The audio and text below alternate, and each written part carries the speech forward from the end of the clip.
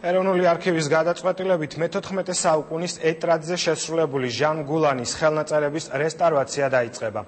Სხვადასხვა სასულიერო ნაწარმოებების კრებული დაზიანებულია და მის აღდგენას სპეციალისტები ცდილობენ.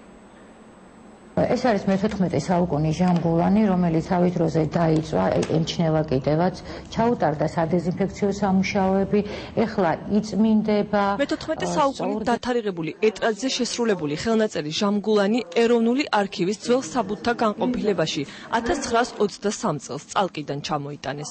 უძველეს ხელნაწერს რესტავრაცია პირველად უტარდება. სხვადასხვა სასულიერო ნაწარმოებების კრებული ძლიერ დაზიანებულია. სავარაუდოდ საუკუნეების წინ დაწვას გადაარჩინეს, ფურცლის კიდეები ალისაგან დაზიანებულია და მისი აღდგენაც რამდენიმე ეტაპისაგან შედგება. ჟან გულანს სადეზინფექციო სამუშაოები უკვე ჩაუტარდა. ახლა დოკუმენტები სხვადასხვა ქიმიკატებისა და მალამოების მეშვეობით უნდა დარბილდეს, გაიწმინდოს და წნეხის საშუალებით გასწორდეს. ეს არის უკვე დარბილებული ეტრატის ფურცელი, დებთ სპეციალურ ქაღალდში.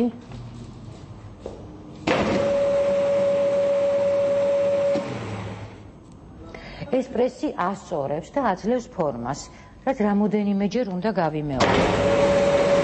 რთული და ხანგრძლივი სარესტავრაციო სამუშაოების დასრულების შემდეგ სხვადასხვა დროს შესასრულებელი ლოცვების კრებული აიკინძება, ტყავის ყდაში ჩაისმება და პირვანდელ სახეს დაიბრუნებს. თითო ფურცელი, ჩაკეცილია, და ეს ხო ეტრატია, ტყავია და ამის გასწორება საკმაოდ რთულია. პატარა დეტალები ცალ-ცალკე უნდა დარბილდეს, რომ არ გაიხეს, გასწორდეს და მიიღოს ჩვეულებრივი ფურცლის ფორმა. ნახეთ როგორ არის ეს ყველაფერი.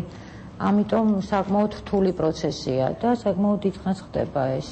მთელი წლის მანძილზე საკითხავი ლოცვების კრებული საუკუნეების წინ ეტრატზე ნუსხურით გადაუწერიათ. ტექსტების საწყისი ასოები ასომთავრულითაა გამოყვანილი და გაფორმებული.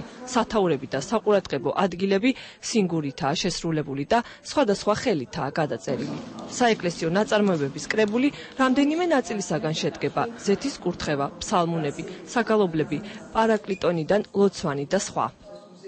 რესტავრაცია ადრეულ წლებში არ იყო მაინც შესაძლებელი, იმიტომ რომ არ იყო სათანადოდ აღჭურვილი ლაბორატორია. მაგრამ დღეს, როდესაც ლაბორატორია აღჭურვილია უმაღლეს დონეზე, დღის წესრიგში დადგა მისი რესტავრაცია. ხელნაწერის ერთ-ერთი მინაწერის თანახმად ჟან გულანი, რომლის ნაწილი ცოდვილი გრიგოლის მიერაა გადაწერილი, სარესტავრაციო მაგიდაზე კიდევ რამდენიმე თვე დარჩება. განსაკუთრებით დაზიანებულ ჟან გულანის ერთი ფურცლის სრულ რესტავრაციას სპეციალისტები 20 დღეს ანდომებენ. სქელტანიანი ხელნაწერი სრულად აღდგენის შემდეგ ახალ ყდაში მოთავსდება და მკვლევართათვის ხელმისაწვდომი გახდება.